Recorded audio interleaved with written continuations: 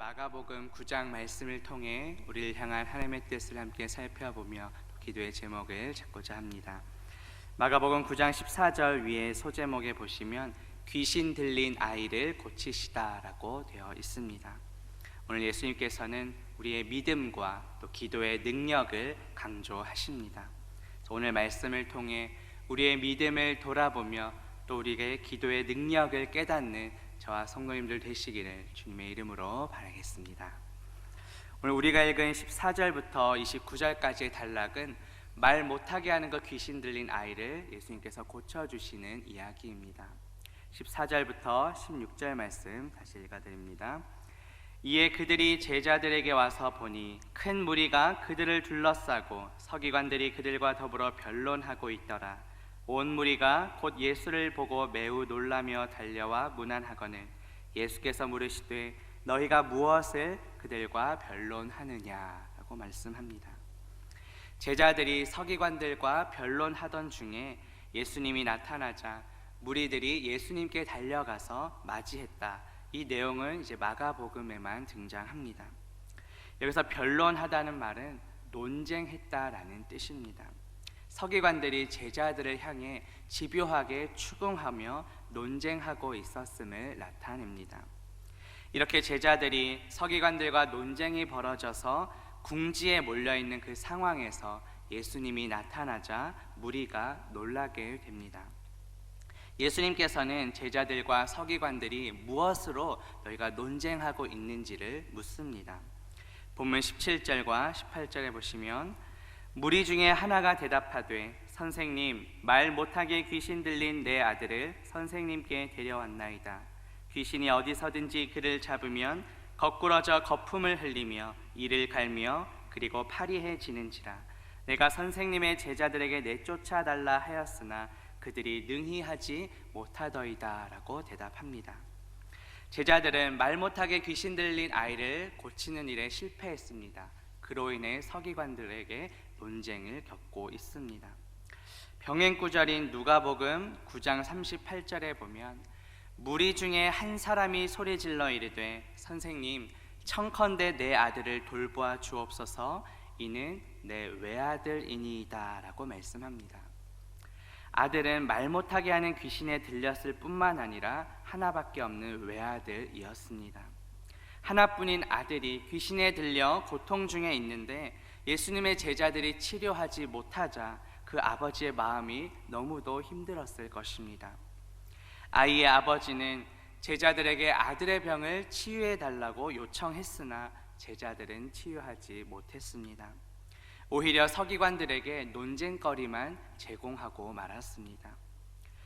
오늘 본문 우리가 읽진 않았지만 9장 앞부분에 보면 예수님께서는 베드로와 야고보와 요한을 데리시고 따로 지금 산에 올라가 계신 상황이었습니다.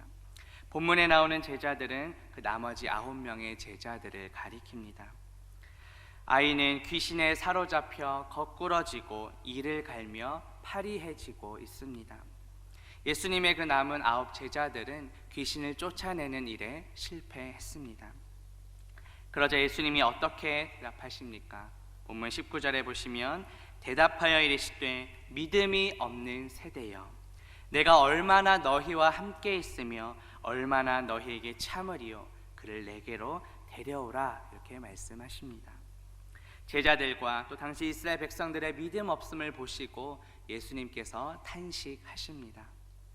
본문 20절에 보면 이에 데리고 오니 귀신이 예수를 보고 곧 그 아이로 심히 경련을 일으키게 하는지라. 그가 땅에 엎드려져 구르며 거품을 흘렸다라고 말씀합니다. 귀신은 예수를 보자 그 아이로 하여금 경련을 일으키게 만듭니다. 이처럼 귀신은 우리가 예수님을 바라보는 것을 방해합니다. 혹시 우리가 예수님께 나아가며 예수님을 바라보게 만드는 것을 방해하는 요인들은 무엇이 있습니까? 말씀 읽고 기도하는 것들, 그것을 방해하는 것들을 내려놓고 날마다 예수 그리스도께로 가까이 나아가며 주님을 더욱더 바라보는 저와 성도님들 되시기를 주님의 이름으로 바라겠습니다. 예수님께서 아이가 언제부터 이렇게 되었는지 물으시자 아버지는 그 아이가 어릴 때부터였다고 대답합니다. 그리고 예수님께 도움을 요청합니다. 본문 21절과 22절 보시면 예수께서 그 아버지에게 물으시되 언제부터 이렇게 되었느냐 하시니 이르되 어릴 때부터니이다.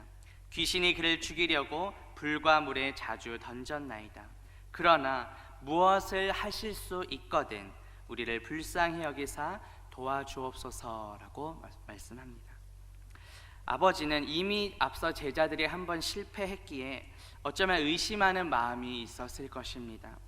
예수님께 도움을 요청하긴 하지만 무엇을 하실 수 있거든 이라고 앞에 전제를 깝니다. 예수님의 능력에 대해 반신반의하면서 도움을 요청했던 것입니다. 그러자 예수님께서 어떻게 말씀하십니까? 본문 23절에 보면 예수께서 이르시되 할 수 있거든이 무슨 말이냐? 믿는 자에게는 능히 하지 못할 일이 없느니라 이렇게 대답하십니다. 예수님께서는 그 아버지에게 네가 먼저 믿을 수 있어야 한다라고 강조하십니다. 아이의 아버지는 예수님의 능력을 의심했습니다. 온전히 신뢰하지 못했습니다. 하지만 우리 예수님은 전지전능한 하나님이십니다. 그런데 혹시 우리의 판단과 기준으로 주님을 향한 믿음과 신뢰가 부족해지진 않았는지 돌아봅시다. 주님께서는 그 능력을 믿는 자에게 역사하십니다. 그렇다면 이 믿음은 어떻게 생겨납니까? 주님의 말씀을 들음으로 생겨납니다. 로마서 10장 17절에 보면 그러므로 믿음은 들음에서 나며 들음은 그리스도의 말씀으로 말미암는다라고 말씀합니다. 주님의 말씀을 들음으로 믿음이 자라나서 주님께서 역사하시는 그 능력을 경험하는 저와 성도님들 되시기를 주님의 이름으로 바라겠습니다. 예수님의 대답을 들은 아이의 아버지는 예수님께 도움을 요청합니다.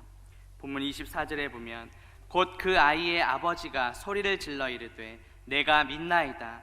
나의 믿음 없는 것을 도와주소서라고 요청합니다. 그러자 예수님께서는 귀신을 쫓아내시며 아이를 고쳐주십니다. 본문 25절부터 27절에 보면 예수께서 무리가 달려와 모이는 것을 보시고 그 더러운 귀신을 꾸짖어 이르시되 말 못하고 못 듣는 귀신아 내가 네게 명하노니 그 아이에게서 나오고 다시 들어가지 말라 하시매 귀신이 소리 지르며 아이로 심히 경련을 일으키게 하고 나가니 그 아이가 죽은 것 같이 되어 많은 사람이 말하기를 죽었다 하나 예수께서 그 손을 잡아 일으키시니 이에 일어서니라고 말씀합니다. 병행구절인 마태복음과 누가복음에서는 예수님이 귀신을 꾸짖으셨다는 기록은 없습니다. 그런데 오늘 본문인 마가복음에서는 예수님께서 귀신을 꾸짖으셨다는 기록이 있습니다. 마가는 예수님께서 인간의 몸을 입으시고 이 땅에 오셔서 하나님의 일을 수행하시는 그 종으로서 하나님의 종으로서의 모습을 강조한 것입니다. 이처럼 예수님은 하나님으로부터 모든 권세를 받으셨습니다.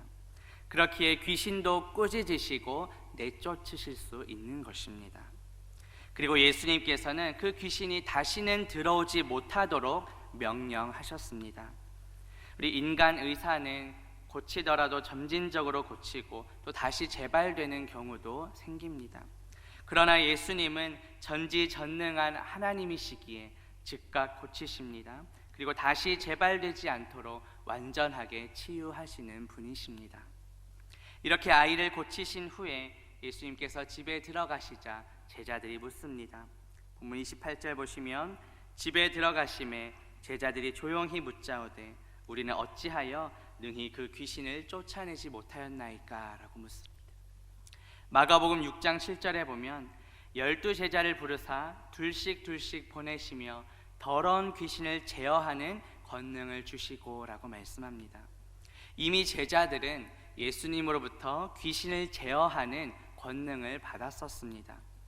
또 마가복음 6장 13절에 보면 많은 귀신을 쫓아내며 많은 병자에게 기름을 발라 고치더라고 말씀합니다. 이처럼 제자들은 이미 실제로 예수님께 귀신을 제어하는 능력도 받았고 많은 귀신도 쫓아냈으며 병자들도 고친 경험이 있었습니다. 그런데 오늘 본문에 나온 이 귀신 들린 아이는 고치는 것에 실패했습니다. 그렇게 예수님께 궁금해서 질문했던 것입니다. 그러자 예수님께서 어떻게 대답하십니까? 본문 마지막 29절 보시면 이르시되 기도 외에 다른 것으로는 이런 종류가 나갈 수 없다라고 말씀하십니다. 예수님께서는 기도를 해야만 그러한 능력을 행할 수 있다라고 말씀하십니다. 오늘 사건이 벌어진 그 당시에 제자들이 기도 생활에 소홀히 했음을 지적하고 계십니다. 병행 구절인 마태복음 17장 20절에 보면 이르시되 너희 믿음이 작은 까닭이니라. 진실로 너희에게 이르노니 만일 너희에게 믿음이 겨자씨 한 알만큼만 있어도 이 산을 명하여 여기서 저기로 옮겨지라 하면 옮겨질 것이요 또 너희가 못할 것이 없으리라고 말씀합니다. 제자들은 과거에 자신들이 귀신을 쫓아냈던 그 경험만을 믿고 기도하기를 게을리 했습니다. 그러자 제자들의 그 믿음이 약화된 것입니다. 하나님의 능력은 매 순간마다 기도를 통해 또 하나님을 전적으로 믿고 신뢰할 때 나타납니다. 예수님께서는 귀신을 쫓아낼 만한 능력이 기도 외에는 없음을 강조하십니다. 다른 수단과 방법을 쓰는 것이 아니라 오직 기도만으로 해야 한다는 것입니다. 기도는 나의 필요를 구하는 것이 아니라 예수 그리스도를 구하는 것입니다. 오늘부터 또 다음 주 금요일까지 또 릴레이 기도가 진행됩니다. 다가오는 3월 19일 생명샘 축제를 위하여 우리가 기도하며 하나님의 능력을 경험하기를 원합니다. 기도를 통해 나의 능력이 아닌 하나님의 능력을 신뢰하는 저와 성도님들 되시기를 주님의 이름으로 바라겠습니다. 이제 말씀을 맺으려합니다. 오늘 말씀을 통해 예수님께서 귀신 들린 아이를 어떻게 고치셨는지 살펴보았습니다. 기도를 통해 주님의 능력을 믿을 때 모든 것이 가능합니다. 기도를 통해 하나님의 능력을 전적으로 신뢰하며 우리 삶 속에서 또 그 능력을 경험하는 저와 성도님들 되시기를 주님의 이름으로 바라겠습니다. 함께 기도합니다. 하나님 아버지 감사합니다. 오늘 말씀을 통하여서 예수님께서 귀신 들린 아이를 어떻게 고치셨는지 깨닫게 하시니 감사합니다. 기도를 통해 주님의 능력을 믿을 때 모든 것이 가능함을 믿습니다. 기도를 통해 하나님의 능력을 전적으로 신뢰하며 또 그 능력을 경험하는 우리 모두가 되게 하옵소서. 예수 그리스도의 이름으로 기도합니다. 아멘.